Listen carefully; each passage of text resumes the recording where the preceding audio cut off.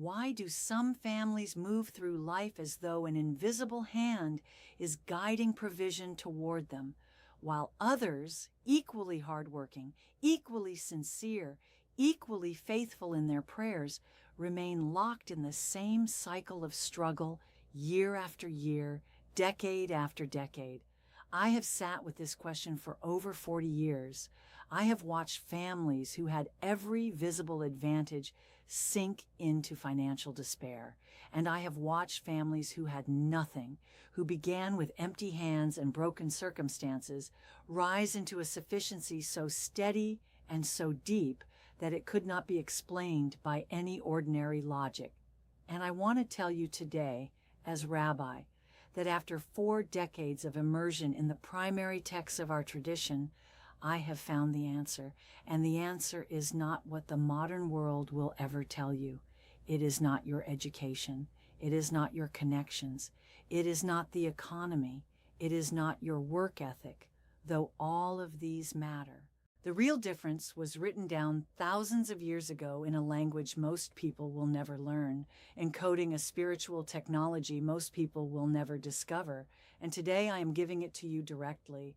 What you are about to receive is not inspiration. It is not motivation. It is not a pep talk dressed in ancient clothing. It is something precise, specific, and actionable that comes directly from the heart of the Jewish mystical tradition. A practice that Kabbalistic masters have quietly transmitted for millennia, that my own teachers transmitted to me under conditions of great seriousness, and that I am transmitting to you today because I believe you are ready to receive it. By the end of this teaching, you will know exactly what to do, precisely how to do it, and the specific declaration that transforms the practice from a ritual gesture into a living spiritual channel. Stay with me until the very end, because the final step is the one most people skip, and it is the step that makes everything else work. But before we go any further, I want to ask you to do one thing right now. Go to the comments below this video and write these 4 words: I am ready to receive. In the Kabbalistic tradition, declaration is never passive. When you write or speak an intention with genuine awareness and sincerity, you are not simply expressing a wish. You are opening a door. You are initiating a spiritual process that begins the moment the intention is formed. So write it now. Let this moment be the beginning of something real in your life. And if this kind of ancient practical wisdom speaks to something deep in you, please subscribe to this channel and turn on your notifications, because every week I bring teachings drawn from the primary texts of our tradition, from the Talmud, from the Zohar, from the writings of the great masters, teachings that are practical, ancient, and completely applicable to the life you are living right now. Now let me tell you where this teaching came from, because I believe you deserve to know the source before you receive what flows from it. Many years ago, I sat with an elder, a man who had survived displacement not once, but twice, who had rebuilt his life from absolute zero, from nothing, with empty hands and no visible resources, and done it twice.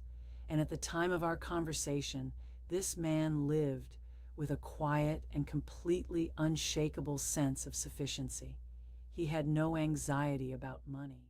Not because he had accumulated enormous wealth, but because he understood something about how provision actually works that most people are never taught and never discover.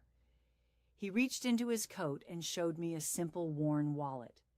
And inside, tucked behind the lining in the most concealed part of that wallet, were 3 small pieces of paper. On each one was a number written in black ink. Simple, unassuming.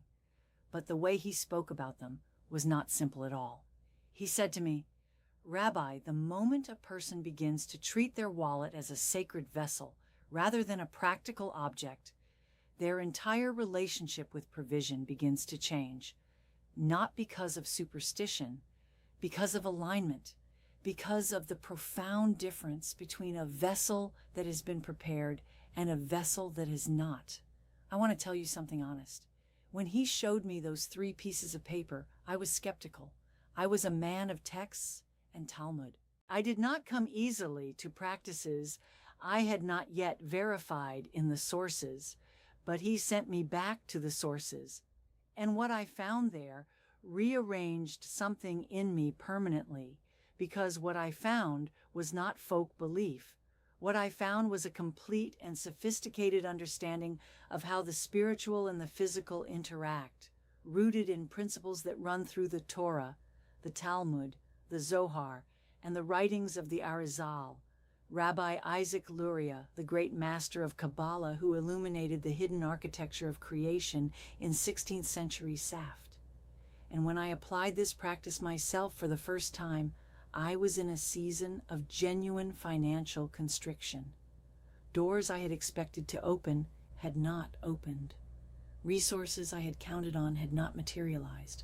I performed this practice exactly as it had been transmitted to me. And within days, not weeks, a pathway appeared that I had not seen, could not have engineered, and would not have found if I had continued operating from the same place of anxiety and constriction. I am not telling you this to impress you. I am telling you so that you understand what you are holding when you receive this teaching. It is not theory, it is lived reality. Now I want to speak directly to where you are right now, because I think I know something about you. You are someone who works. You are someone who tries. You have followed the advice the world gives about finances. Budget more carefully, work longer hours, think positively, stay consistent. And yet the results have not matched the effort. Every time momentum begins to build, something arrives to knock it back. A sudden expense, a lost opportunity, a setback you could not have predicted, and somewhere in the back of your mind, perhaps in a place you are almost afraid to look, there is a question. Why does this keep happening to me? Here is the answer the Talmud gives, and it is not the answer that modern financial culture will ever offer you. The Talmud teaches in Tractate Pesachim that Parnassah, the Hebrew word for livelihood, is as difficult as the splitting of the Red Sea. Read that again slowly and sit with what it means. The parting of the Red Sea was not a gentle, gradual, natural event. It was a cataclysmic intervention of divine power directly into physical reality.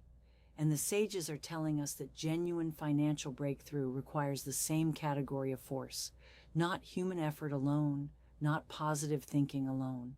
Spiritual alignment that opens what cannot be opened by ordinary means. This is why budgeting advice alone fails people who carry deep financial blockages. You cannot budget your way out of a spiritual problem. You must address the root, and the root is always in the dimension of reality that the eye cannot see.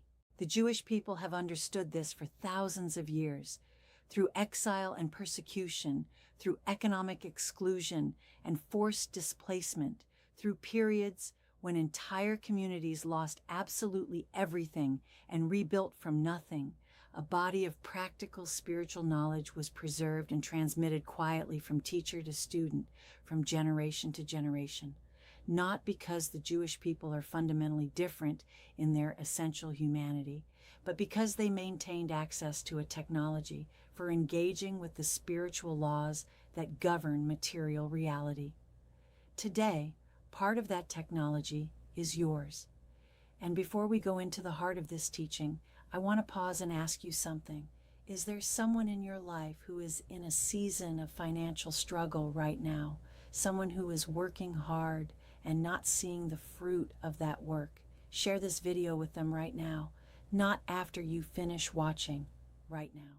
Because you may give someone today the understanding they have been searching for without knowing where to look. Share it now. And if this teaching is already reaching something in you, please leave a like on this video so that it can find its way to someone else who needs it. Now let us move into the heart of the teaching. The system I am about to give you rests on three foundational principles. The first is the principle of inscription. In Jewish law, our most sacred physical objects, the Torah scroll, the mezuzah, the tefillin, must all be written by hand. Not printed, not typed, written, because the act of physically inscribing something with genuine intention creates a bridge between the spiritual and the physical. When you write with awareness, you are not simply making marks on a surface. You are transferring energy into matter. You are making the invisible visible. The hand that writes with kavana, with directed intention, is doing something that no machine can replicate. The second principle is the principle of the vessel. Your wallet is not a neutral object, it is a container. And in Kabbalistic thought, the nature of a container determines precisely what it can hold. A vessel that is cracked, cluttered, dishonored, and treated carelessly broadcasts a frequency of leakage and disorder into the spiritual dimension. A vessel that is clean, organized, and treated with intentionality broadcasts something entirely different. It says, I am prepared, I am worthy, something can land here and remain here. The sages teach that blessing does not rest in a place of disorder. This is not about aesthetics. It is about the spiritual law that governs how divine abundance flows into the physical world. The third principle is the principle of concealment. The Talmud teaches explicitly that blessing rests only on that which is hidden from the eye. And this principle is not superstition. It is a spiritual law about the relationship between hiddenness and growth. A seed does not germinate in open air exposed to everything. It germinates underground, hidden, protected in the fertile darkness until the moment it has gathered enough strength to emerge into the light. The numbers you are about to receive must be concealed within your wallet for precisely this reason. They are seeds. They require the protection of hiddenness to take root and to grow. Now let us speak about the three numbers themselves. And I want you to receive each one not simply as information, but as something alive. Because in the Hebrew tradition, numbers are not abstract symbols. They are living expressions of divine energy encoded into the structure of creation. The first number is 18. In the Hebrew system of Gematria, which is the study of the numerical values embedded in the letters of the Hebrew alphabet, the letters that spell the word chai, meaning life, add up to 18. Yod equals 10. Chet equals 8. Together they form the word that every Jewish person recognizes as the symbol of vitality, of blessing, of continuation. But the mystical dimension of 18 goes much deeper than a simple wish for long life. In Kabbalistic understanding, 18 represents the infusion of divine life force into physical matter. It is the number that animates. It is the number that wakes what has been sleeping.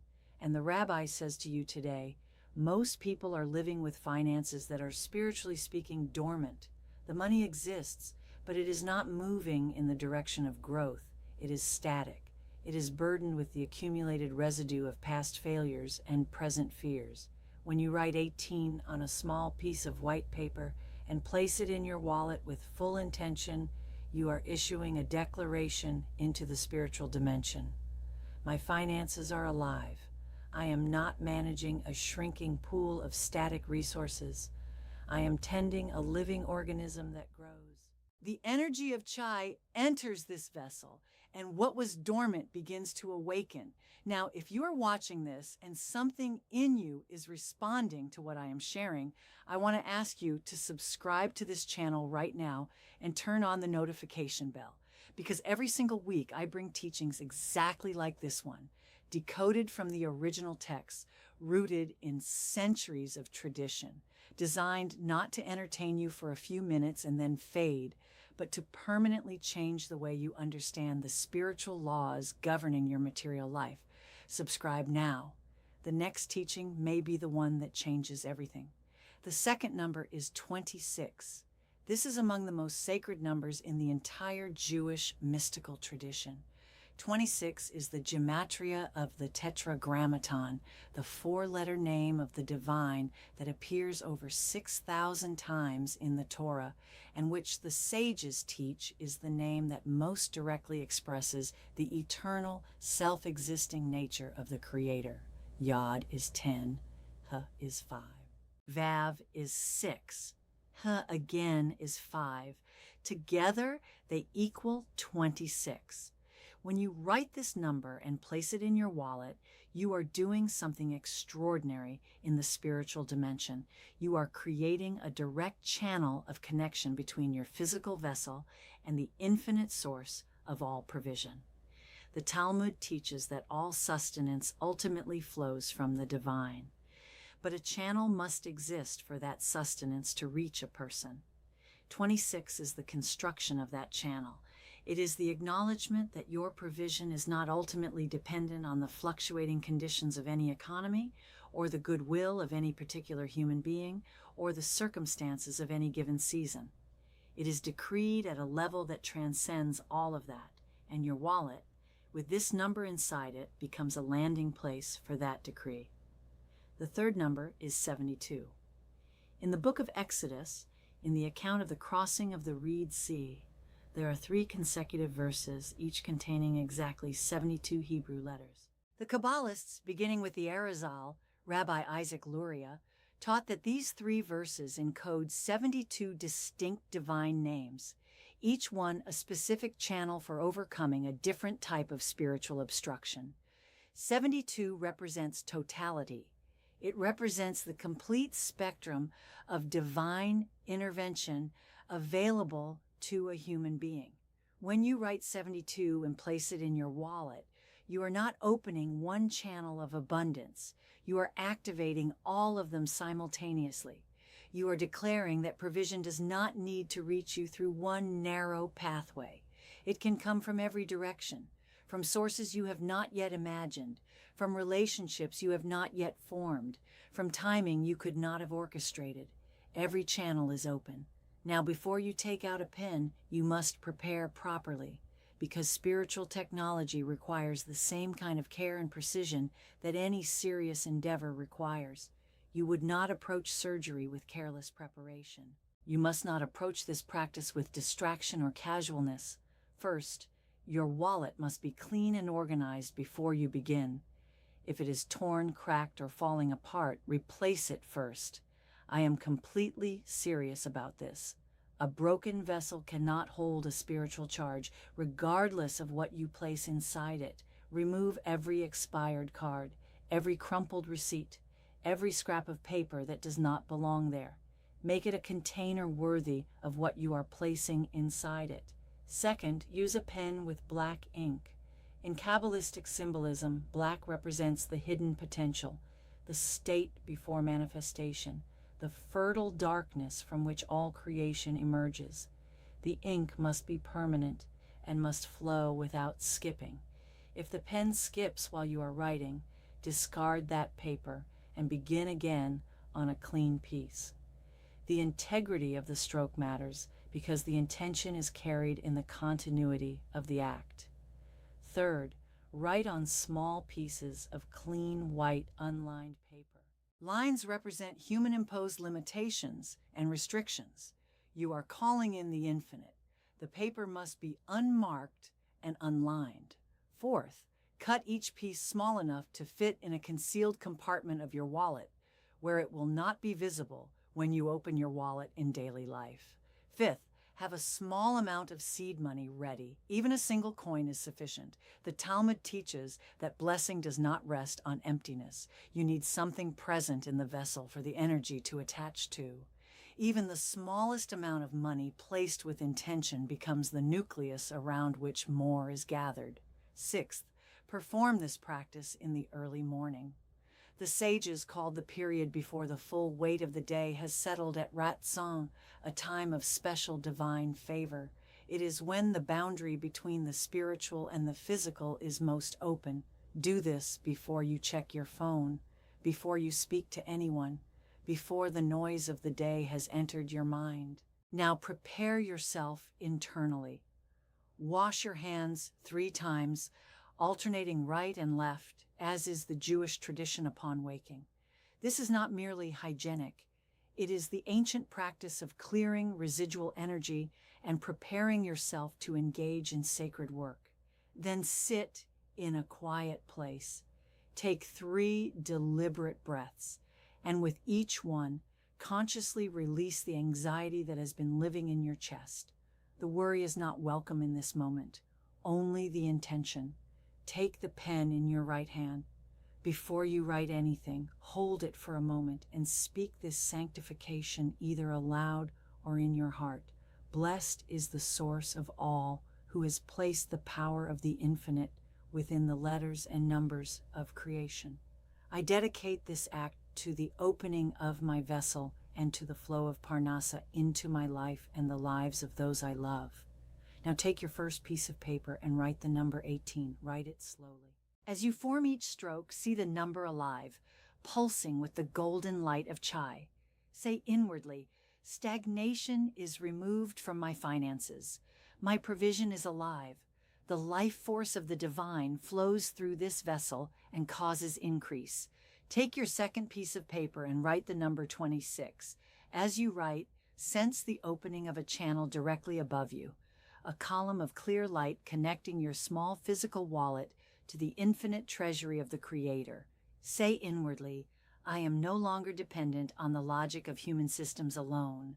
My provision is decreed from the source. The channel is open and it remains open.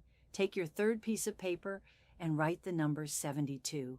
As you write, see doors opening in every direction around you, from the north and the south, from the east and the west, from relationships you have not yet formed, from opportunities you have not yet imagined, from solutions to problems that have seemed completely immovable. Say inwardly, every blockage is dissolved. Every channel of divine abundance is fully activated. I receive from every direction with gratitude and with grace. Now place the 3 pieces of paper into the most concealed compartment of your wallet, behind a card, inside a zippered section, in the very back of the billfold. They must not be visible when you open your wallet in daily life. Place your seed money directly against them, and then speak this final sealing declaration aloud. I am a vessel prepared for divine abundance. The channel between my wallet and the source is open. These numbers are alive in my life. So it is written, so it shall be. For the next 24 hours, tell no one what you have done. Silence is the seal of the Kabbalist. The energy requires time to settle before it is exposed to the outside world. Touch your wallet during the day. When a worry surfaces, let it remind you that the practice is active and working. Do not engage the worry. Simply touch your wallet and remember what is inside it. And what should you expect? Watch for small signs in the first 24 to 48 hours. An unexpected message, a refund you had forgotten about, a moment of sudden clarity about a situation that has felt stuck for a long time. These are not coincidences. These are the first movements of the channel opening. Acknowledge them with gratitude.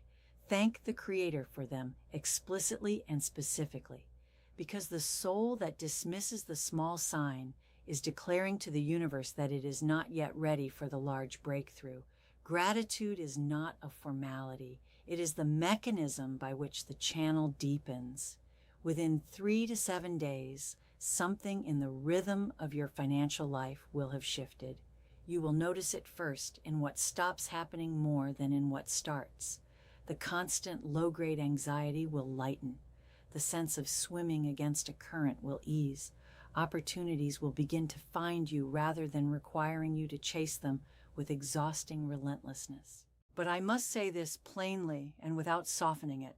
These 3 numbers are frequencies of light, and light is fundamentally incompatible with corrupt intent. If what comes to you is used to harm others, to deceive, to serve only your own ego while ignoring the need of those around you, the channel will close. The Torah and the Talmud are both completely unambiguous about this. Tzedakah, generosity toward others, is not optional for those who wish to maintain the flow of abundance. It is the very mechanism by which the channel stays open. Give from what comes to you. Bless others with what you have been given, and the flow will deepen rather than diminish. Provision that is hoarded becomes stagnant. Provision that is shared becomes a spring. You now carry something that has been transmitted quietly through generations. And the question is never whether the teaching is real. The question is what you choose to do with it in the next 10 minutes. Do not let this become one more interesting idea that fades by tomorrow morning. Go now. Get your wallet. Find a pen with black ink. Find a quiet corner. Do the work. Let tonight be the night you stop treating your wallet like a practical object and begin treating it like the sacred vessel it was always meant to be. And before you go, I want to ask 3 things of you. First, write in the comments right now, I activate my vessel. Let your declaration stand in this space as a witness to your intention. Let our community see it and affirm it together. Second, share this video with one person in your life who needs it. Someone who is working hard and not seeing the fruit of that work. Someone who is in a season of financial constriction and does not know where to turn. You may be the instrument of their breakthrough simply by pressing share. Third, subscribe to this channel and turn on your notifications. Every week I bring teachings drawn from the deepest wells of Torah wisdom. Practical, ancient, and completely applicable to the life you are living today. May the Creator bless you with a livelihood that overflows. May your wallet become a vessel worthy of the abundance that has always been intended for you. May you receive with open hands and give with an open heart. And may your home know the peace that comes when provision is secure and the spirit is aligned. Shalom.